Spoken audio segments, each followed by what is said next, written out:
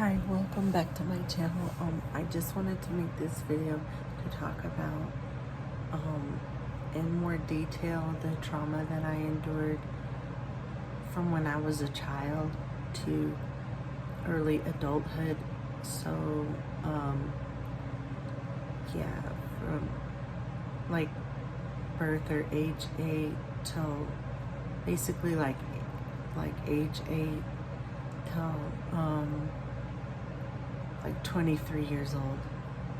Okay, so, and I'm 40 now, to give a context. Okay, so what happened when I was little was I told my mom that my dad was inappropriately touching me, and she basically just didn't care at all. She was like, oh, that's because, you know, he has problems, and like brush it off. From what I got from it, I had to sit and think about it, was that like the way she acted nonchalant about it, it made me think like, okay, this is like normal, like this is what all men do, you know, because like I was 8 years old, I was coming to her for protection, and she just didn't really care at all. So, and that's typical of her. So basically what happened was, when I was 14, I had this boyfriend who was like an adult. Well, he was like 19, I think, 19 or 20, and I was 14. And I would ask my mom, can I come over to his house? And she was like, yeah. And so I went over there.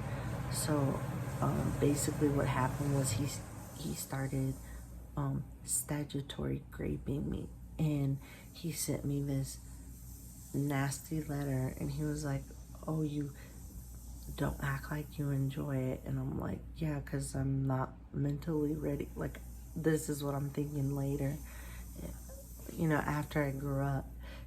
And then what happened when I was 14 was, when I went to visit my grandma in another state when she was in a nursing home, when she was really old, there was a waiter at the it's like a restaurant for the elderly people that live there. So he was a waiter there, and he asked for my number, and I was 14. And the same thing, he was like 19 or 20 years old, like, or 21.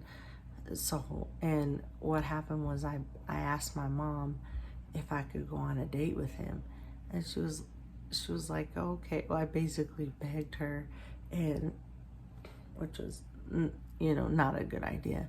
And so I ended up getting drunk, and because like I started smoking and drinking, because I was from like the childhood, the trauma that I went through with my parents. I started drinking and smoking weed when I was like 13 years old. And so when I went and on this date with this guy, this, you know, older guy, I got drunk, and he took me to this house, and I don't think that his intention was for anything bad to happen to me, but when he took me to this house, it was like a house full of guys, or like anywhere from like teenagers to like, you know, like 20s, 30s. I don't really know. They were like adult young men, and I was 14, you know, so I'm like the youngest one there. And I guess apparently I was so drunk that I passed out, and that's what I said in my previous video with my life story. This is going to be my life story in greater detail, or like part 2. So basically that's what happened. And then I was so embarrassed I didn't tell my mom. And then because, you know, it was a gang rape, and so I didn't tell her. So basically the humiliation and the pain from that just made me self-medicate more with alcohol. And then yeah, it didn't help that then I became a stripper. But the reason why I became a stripper was because like I said in the previous video, this guy that I was staying with, the reason why I was staying with him because his friend actually raped me, and then he took my money that I made at the strip club. He's the one that got me into exotic dancing, but he took all my money, which was like $400, and then he assaulted me in this way that I said in the other video. So basically I was like self-medicating from the pain from that. And then what happened was I had a best friend, but she was biracial. She was black and white because I'm black and white, but it was like her mom was Jewish, so she had like curly hair, and I know all these people's names, but I'm not gonna say their name because I'll let God be the judge of them, what they've done. But basically what happened was she was like mad at me because her brother was raping me, and like she was like messed up. She was like really jealous of me, and that's why I don't have friends, because like all my friends were like jealous of me before, like try to set me up or something, stab me in the back, or try and sleep with my boyfriend. And it was one of my boyfriend, like an abusive boyfriend. But and so basically so what happened was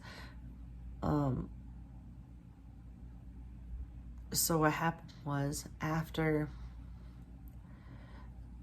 okay, so my best friend's brother was doing this to me, and then basically she was like mad at me for it, and she told me that it was her father like did all this inappropriate stuff to them, and it was terrible, and it just like traumatized. I'm still traumatized from what she told me about that. And then but it's like she wanted to put her pain on me. It's like, and then but she went through that, but then like when her brother's doing this to me, she acts like it was my fault, like I asked him to do it. And he's like, you know, an adult, like over 18, you know, and I'm not even the age of consent. So it just really messed me up. And then his friend did the same thing. Like he offered to give me a ride home, and then he took me out to this field, and then he like pinned me down to the car, and it was like, you're not going anywhere. And then I went to the clinic, and I had to tell them what happened to me. And I didn't have to, but they were like, why are you getting testing? And then I said what happened, and she was like, okay, I'm a mandated report, I have to report this. But when they took his car, they didn't find any evidence. So that's why, like, when people say like, oh, well, why didn't you report it? I'm like, you can, but that doesn't mean that they're going to be brought to justice. So another thing that happened when I was 16 was when after the guy that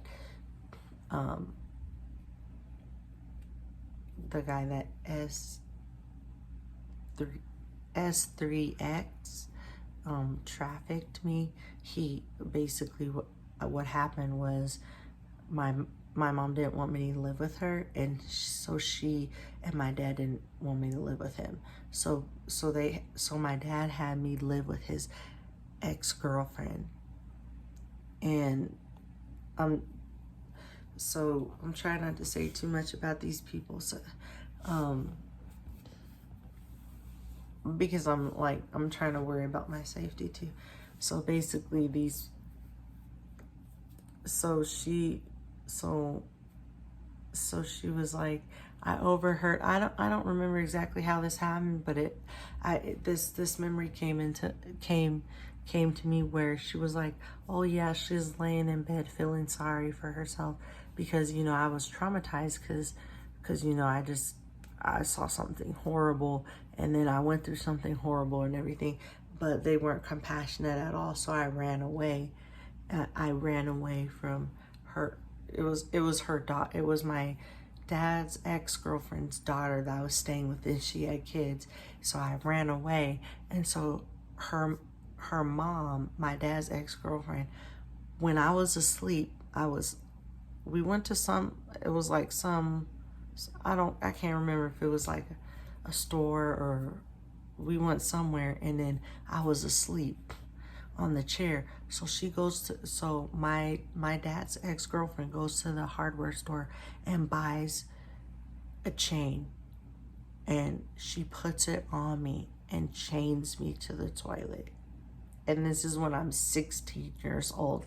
And she calls my dad, and he shows up, and he sees me chained like a dog, and he doesn't do anything. He doesn't even call the police. And, you know, like later, when I tried to report this, I can't remember, was she, I don't know if she was a cop who was taking the report, but she was like, when I tried to report this years later, she was like, oh, well, what did she say? Oh, well, she asked me, she said, oh, did they do anything to you while you were chained, or were you just chained? And I'm thinking, like, what does it matter? It's just like, I mean, this is why people that go through this don't want to report. Like, I called the police and I was like, can I report this that happened to me? Like, all these, you know, S3x assaults that happened to me. And he's like, yeah, whenever you want. And I had to think about it because of how the justice system failed me and my children with my ex. And I was like, I can't, I have too much to lose. I spent so much time the last time trying to report my ex for what he did to me when I was pregnant, and basically for him to manipulate the detective. And the detective asked me if I would give my phone if I'm telling the truth. And then to have him like when he was harassing me in my car, like the cop was sitting there listening to him when he had a warrant because he didn't believe me, and told my son had to be like, no, that is true, but it's like my son is like 12, because it's like the way the cop was coming at me was like I was the problem. And then like my son was like, I don't mind talking to the cop, but it's like he didn't want to believe me. But then he saw that he had a warrant, but he listened to him degrade me, you know. And it just like, it really bothers me that like the police are not trained with in like domestic violence cases, especially narcissistic abuse, or even like S3x crimes and that type of abuse. It was just absolutely horrible, and it just traumatized me, and I don't appreciate it, like especially when I was pregnant. So like, you know, like I feel like I was diagnosed with complex trauma and complex PTSD. So was my oldest daughter, but I see also the symptoms of PTSD in my children, and especially my baby when I was pregnant with him, because of my sorry, my phone was low battery was on, because he tried to run me over. And then when I talked to the cop, he was like, oh, well, you know, he told me that you spilled a drink in his car. The cop's like, oh yeah, we just believe him. And you know, when I made a complaint, I was like, well, why, you know, like, of course he's gonna lie. It's just, I mean, it just really bothers me. And that's why victims don't want to report it, because it's almost like you get re-traumatized, and then especially if it's like an abusive cop, then they just abuse you along with your abuser. It's so stupid. So I was trying to go through and remember a couple of other traumatic things that happened before I turned 23.